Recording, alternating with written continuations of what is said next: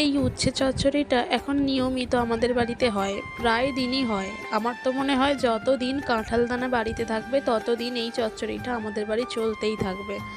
তো যাই হোক, প্রথমে উচ্ছেগুলো অল্প একটু তেলে ভাজা করে নেওয়া হয়, তারপর আরও একটু কড়াইতে তেল দিয়ে ফোড়নে দেওয়া হয় 5 ফোড়ন, কালো জিরেও দেওয়া চলে। সমস্ত কিছু দিয়ে এখানে যত রকমের খুশি সবজি দেওয়া যায়, তবে সেদিন বাড়িতে যা যা ছিল দিয়েছিলাম কুমড়ো, বরবটি, উচ্ছে, কাঁঠালদানা, আলু, এই সমস্ত কিছু দিয়ে এবার ভালো করে নাড়াচাড়া করতে হবে। মশলার মধ্যে তেমন কিছুই দিতে হয় না, মশলার মধ্যে দিতে হয় হলুদ, নুন আর অল্প একটু ধনে জিরে গুঁড়ো, চাইলে দেওয়া যায়, না দিলেও চলে। স্বাদের জন্য অবশ্যই দিতে হয় মিষ্টি।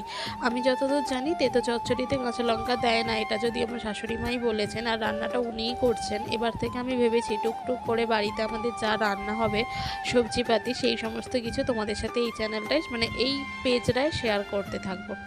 প্রথমে নুন দেওয়া হয়েছে, তারপর দেওয়া হলো হলুদ গুঁড়ো, আর সাথে একটা কাঁচা লঙ্কাও দেওয়া হয়েছিল। তো সমস্ত কিছু দিয়ে চচ্চড়িটা এখন নিয়মিত আমাদের বাড়ি হয়, আর খেতে সত্যিই খুব ভালো হয়। যেহেতু সবজির পরিমাণটা একটু বেশি আছে, তাই একটু ঢেকে ঢেকে রান্নাটা করলে বেশি ভালো হয়। আর আমাদের বাড়িতে যে কোনো রান্না কিন্তু ঢেকে ঢেকেই করা হয়। তো সমস্ত কিছু দিয়ে এখন ভালো করে নাড়াচাড়া করতে হবে।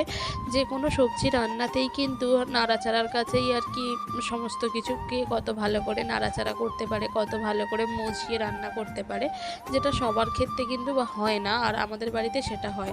তো পরে আমার মনে পড়লো যে একটু পেঁয়াজ দিলেও টেস্টটা ভালো হবে, তাই দেখো তেলে না ভেজে পেঁয়াজটা আমি কাঁচা উপর থেকে দিয়ে দিলাম, দিয়ে মা ঢাকা দিয়ে কষিয়ে নিয়েছিল। সব শেষে কিন্তু তরকারিটা খুবই ভালো হয়েছিল। এতটা জল দেখে তোমরা কেউ ভয় পেয়ে যেও না, এই জলটা শেষে গিয়ে কিন্তু একদমই থাকবে না। এই যে দেখো চচ্চড়িটা একদমই রান্না হয়ে গেছে।